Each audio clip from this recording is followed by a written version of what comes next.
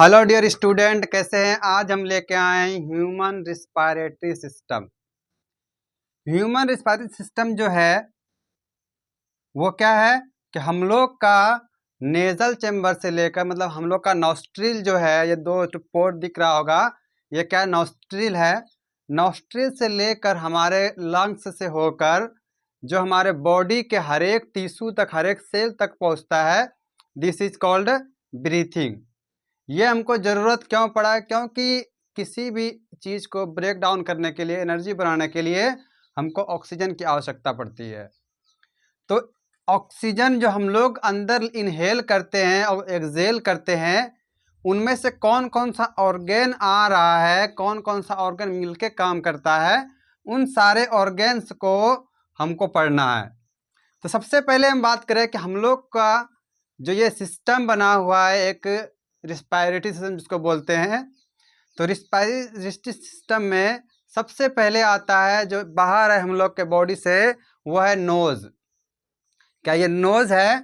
तो वही क्या है, नॉस्ट्रिल है। ये नोज जो है नॉस्ट्रिल है, तो दो छिद्र पाया जाता है हम लोग में। तो नॉस्ट्रिल जो है वो टू पेयर का बना होगा, दो छेद होगा, जिससे कि एयर इंटर करता है हम लोग के बॉडी में।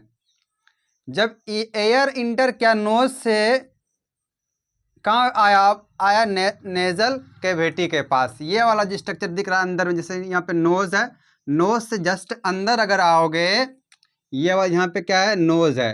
नोज से अगर एयर अंदर आया तो यही एयर आएगा। तो इस जगह को बोलते हैं हम लोग नेजल कैविटी, मतलब नाक का कैविटी। इसको दो भाग में अलग किया गया है, जिसको हम लोग बोलते हैं इंटरनल नेयर्स बोलते हैं। अब जैसे एयर इंटर किया यहाँ पे नेजल कैविटी पे, तो नेजल कैविटी के पास क्या उसके बाद आता है फेरिंग्स। लेकिन किसी कारण से अगर हमारा नाक बंद हो तो हम लोग ओरल कैविटी से भी सांस ले सकते हैं। ओरल कैविटी किसको कहते हैं? ये जो हमारा माउथ है, माउथ से हम लोग सांस ले सकते हैं अगर नेजल कैविटी बंद हो तो। अगर इन दोनों से एयर इंटर करके कहाँ आएगा? हमारे फेरिंग्स के पास आएगा। हम लोग जब एलिमेंट्री कैनाल पढ़ रहे थे, उसमें आया था ना फेरिंग्स। तो यहाँ क्या आएगा? अब इस जगह आता है इसके पास फेरिंग्स, और फेरिंग्स के पास जो आ रहा है, इसके पास फूड और एयर दोनों आ रहा है। हम लोग पढ़े हैं दोनों के लिए क्या है, रास्ता अलग अलग है। जैसे हम लोग फूड खाएंगे तो फूड कहाँ जाएगा? हमारे डाइजेस्टिव सिस्टम में जाना है, ट्रेकिया में नहीं। वो कहाँ जाएगा? एसोफेगस में, एसोफेगस से होकर स्टोमक में जाएगा। लेकिन हम यहाँ पे दोनों यहीं आ रहा है, फूड और एयर दोनों फायरिंग्स के पास आया। फायरिंग से क्या करता है, उसको अलग कर देगा। मतलब क्या कि जो एयर आया है उसको ट्रेकिया में भेजना है। अब एयर जैसे ही यहाँ से फायरिंग के पास आया, फायरिंग से क्या किया, इसको अलग कर दिया। अब एयर जो है हमारे ट्रेकिया में आया। लेकिन ट्रेकिया से पहले क्या आता है, एक है लैरिंग्स। लैरिंग्स को हम लोग बोलते हैं वॉइस बॉक्स, क्योंकि यहीं से क्या होता है कि वॉइस का प्रोडक्शन होता है, प्रोड्यूस होता है। वॉइस कैसे प्रोड्यूस होगा कि यहाँ से जो हम लोग बोलते हैं तो एयर का प्रेशर बनता है। जब एयर का प्रेशर बनता है तो हम लोग के लैरिंग्स में दो वोकल कॉर्ड पाया जाता है, एक ट्रू वोकल कॉर्ड, दूसरा फॉल्स वोकल कॉर्ड।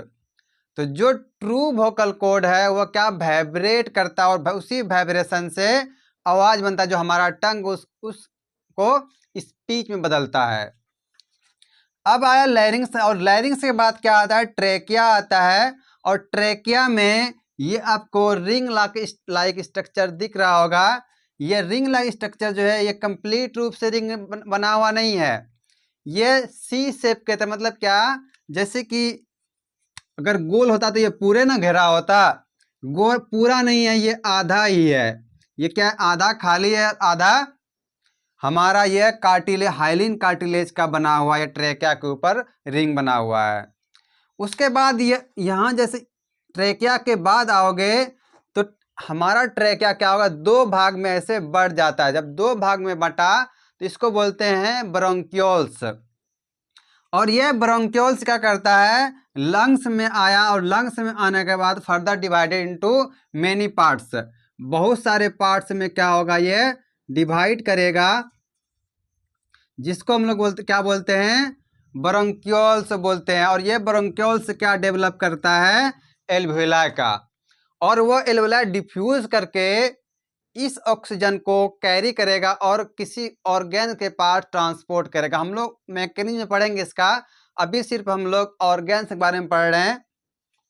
इतना क्लियर हुआ। ये हमारा क्या है, राइट लंग्स है और ये लेफ्ट लंग्स है, और सॉरी ये वाला लेफ्ट लंग्स और ये राइट, मतलब कि जैसे हम खड़े हैं तो हमारा जो बायां साइड है, बायां साइड क्या होगा कि लंग्स थोड़ा छोटा होता है और दायां साइड बड़ा होता है, बिकॉज ऑफ दिस पोर्शन, इस जगह क्या होगा, हार्ट पाया जाता है, इस जिस कारण से एक साइड क्या होगा, लंग्स छोटा रहता है।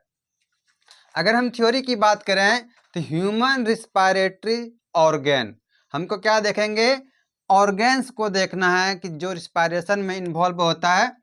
तो सबसे पहला है नॉस्ट्रिल, कि ये जो आउटर साइज है इसको कहते हैं नॉस्ट्रिल, जो कि जिसमें दो पोर होता है, वही ए पेयर ऑफ हॉल, दो हॉल है। The nose are called nostril, इसी नाक को हम लोग क्या कहते हैं, नॉस्ट्रिल कहते हैं। नेक्स्ट आता है नेजल चेम्बर। नेजल चेम्बर, ये जो हमारा नाक है इसके बीच में एक दीवार है, उसको क्या बोलते हैं, नेजल चेम्बर बोलते हैं। वही two nasal cavity are separated, क्या होगा, दो नेजल कैविटी सेपरेट करता है, इसको नेजल सेप्टम बोलेंगे। Internal layers, these are paired opening into pharynx. इस चीज को समझिएगा कि जैसे कि ये वाला पाइप जो है हमारे माउथ से आया, ठीक, इतना क्लियर हुआ। और दूसरा वाला क्या है, यहाँ से नाक से यहाँ ये फेरिंग्स है, तो दोनों इसी में ना खुल रहा है, ये जो दोनों आके इस जगह खुल रहा है इसी को क्या बोलेंगे, internal layers. These are paired opening into pharynx, ये कहाँ पे खुल रहा है, जाके फेरिंग्स के पास खुलेगा। फेरिंग्स क्या करता है, फेरिंग्स जो है ये फूड और एयर दोनों का पैसेज है, मतलब क्या यहाँ पे दोनों आ रहा है, फूड और एयर दोनों आएगा, यहाँ से सेपरेट करेगा ये। उसके बाद चला जाता है वो लैरिंग्स में, जो लैरिंग्स क्या है, एक वॉइस बॉक्स है जहाँ से आवाज का प्रोडक्शन होता है, इसको हम लोग साउंड बॉक्स भी बोलते हैं। After puberty it get more develop in male in comparison to female. हमारा जो वॉइस है वह क्या है कि मेल में जब मेल अडल्ट होता है या फीमेल अडल्ट होता है तो मेल का ज़्यादा डेवलप होता है, ज़्यादा डेवलप होने के कारण हम लोग का आवाज़ क्या होता है, मोटा होता है, in the comparison of female. Larynx two pairs of vocal cord, इसमें क्या दो वोकल बताए थे अभी कि दो वोकल कॉर्ड पाया जाता है, एक ट्रू वोकल कॉर्ड, दूसरा फॉल्स वोकल कॉर्ड। तो जो ट्रू वोकल कॉर्ड है वो क्या करता है, वाइब्रेट करता है और वो वॉइस का प्रोडक्शन करेगा। वही अगर फॉल्स वोकल कॉर्ड की बात करें तो वह क्या एलिफेंट में एब्सेंट रहता है, इतना याद रखिएगा। When air is force through लैरिंग्स, जब क्या एयर फोर्स करता है लैरिंग्स को, इट काउजेज वाइब्रेशन, जिस कारण से क्या होता है उसमें वाइब्रेशन होता है। And true vocal cord produce sound, जो ट्रू वोकल कॉर्ड है वही क्या करेगा, वाइब्रेशन के कारण उसमें साउंड का प्रोडक्शन होता है, और वो जो वाइब्रेशन बना उसको हमारा टंग क्या करता है, स्पीच में बदलता है। अब जब स्पीच में बदल गया तो स्पीच को कंट्रोल कौन कर रहा है, हमारा जो ब्रेन में स्पीच कंट्रोल सिस्टम है वो उसको पूरा कंट्रोल करके रखता है।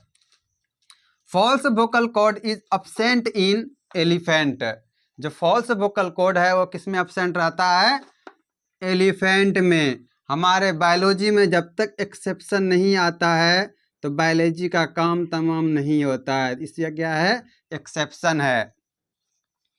और क्वेश्चन ज़्यादातर यहीं से आएगा, जहाँ पे एक्सेप्शन ज़्यादा होता है क्वेश्चन भी ज़्यादा होता है वहाँ से। अब बात करें ट्रेकिया की कि ये कैसा ट्रेकिया कैसा होगा, सिलेंड्रिकल होता है इस तरह से, और इस पे रिंग लगा होता है जो सी शेप का होता है, मतलब क्या कंप्लीट रूप से गोल नहीं है, ये आधा गोल है, इसीलिए इसको क्या बोला गया, सी शेप के तरह है। ये जो रिंग लगा हुआ है ये किसका बना हुआ है, हाइलिन कार्टिलेज, हाइलिन कार्टिलेज, ये हाइलिन कार्टिलेज का बना हुआ है, और यह कितना 16 से 20 पाया, जो कि डोर्सली पाया जाएगा। ये सिलेंड्रिकल होगा, रिंग होगा, और ये बना हुआ किसका रहता है, हाइलिन कार्टिलेज का बना हुआ रहता है।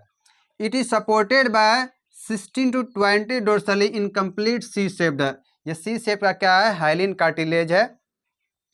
अगर हम एक बार रिवीजन कर दें कि ये जो हम लोग जैसे सांस लिए, तो सांस कहाँ से, सबसे पहले हमारा नॉस्ट्रिल है, नॉस्ट्रिल से कहाँ आया, नेजल चैम्बर में आएगा, फिर नेजल चैम्बर से इंटरनल एयर्स में आया, और इंटरनल से कहाँ चला जाएगा, नेजोफेरिंग्स के पास चला जाएगा। और जैसे नेजोफेरिंग्स मतलब क्या, नाक वाला फेरिंग्स, उसके बाद आता है फेरिंग्स में ऑक्सीजन आया, और फेरिंग्स से कहाँ जाएगा, लैरिंग्स के पास, जहाँ पे क्या वॉइस का प्रोडक्शन होता है। उसके बाद ट्रेकिया के पास गया, ट्रेकिया से ब्रोंकियल ट्री में जाएगा। अगर हम ब्रोंकियल ट्री बनाएं तो ये क्या है, यहाँ से ये हमारा ट्रेकिया था, यहाँ से 2 ब्रोंकियल बना, फिर जब लंग्स आया, इस लंग्स के अंदर भी बहुत सारा ब्रोंकियल बनाएगा, जिसमें क्या एल्वोलाई का प्रोडक्शन होता है। इतना क्लियर हुआ।